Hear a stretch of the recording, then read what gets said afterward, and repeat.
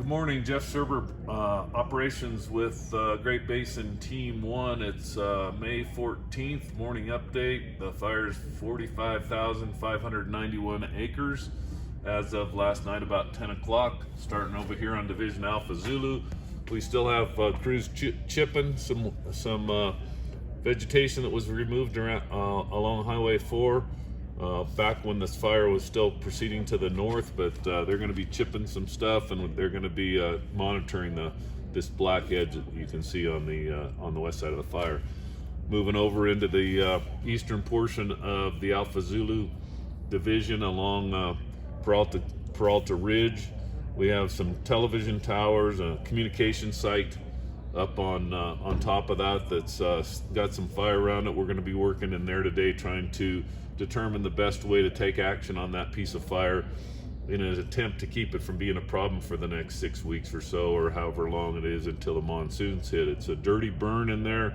It's spotty. It's in timber that hasn't burned in the previous fires. So we spent a lot of time in there with aircraft yesterday trying to cool that off, and we're trying to figure out exactly how best to approach that to keep that from being a long-term problem. The rest of the fire edge in here is looking real good. You can kind of see this map has infrared from last night on it. That's what these red dots are. They're the larger portions of the fire that have enough heat for the infrared aircraft to pick up at night. And that's, if you see the red dots on this map, that's what those are. Moving up to the division break and around Rabbit Hill, coming back to the south, everything has been held in place. The footprint of the fire did not grow. As you can see, we have in prior days, you could kind of see where when the fire was moving, you could see the new infrared. We had it on there in a crosshatch pattern. Now you just see the intense, these dots along in here are intense heat, so that's still pretty hot in there, as you can see, but the fire's not expanding on its edge at all because of all the good work that's been done by the hand crews in that rough country down in there on that east side of the fire. So those folks will be in there again today, walking that edge, making sure it's cool, and then walking into the interior and cooling off some of those hot spots. So that'll be on Division Foxtrot. Down in Division Mike, we have crews. We have not walked all this piece of fire. It hasn't moved for the last week to 2 weeks, and it's pretty well hung up in natural barriers like rock bands and that, where it ran out of fuel. Moving down into the Bland Canyon area and the lower end of Peralta Canyon. This area in here, down on the Cochiti Pueblo, this pretty much ran out of fuel, and it has not moved for several days. We're feeling comfortable with that. We still have folks down in there monitoring it, but it has not moved, and we don't expect it to move any further.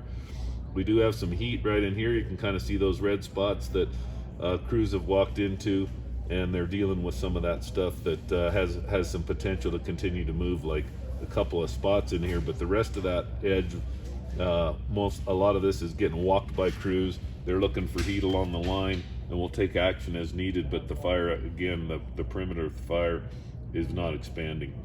You can see a little bit more contained line down in here. We'd expect to add quite a bit more containment line around the fire. My understanding a little bit later today, so the map tomorrow will look different as far as this black contained line. Yesterday, this area right in here, you can see this intense heat. This was new fire growth yesterday, but it was intentional fire growth. This fire was coming down off the mountain, and we had to take action along this road to burn. So this was fire that was lit by our crews, and it actually this was taken at 10 o'clock last night. It picked up that heat, but the burn goes down to where this finger just about came down to the road on its own. This was natural fire that was coming off the mountain towards the road. There was one small spot across the road that they caught yesterday in that area, and the perimeter of the fire will now be this road right here on the next map you see. Other than that, we have initial attack resources out there to take action on any new starts. We have some structure group that's dealing with some structures in Bandelier.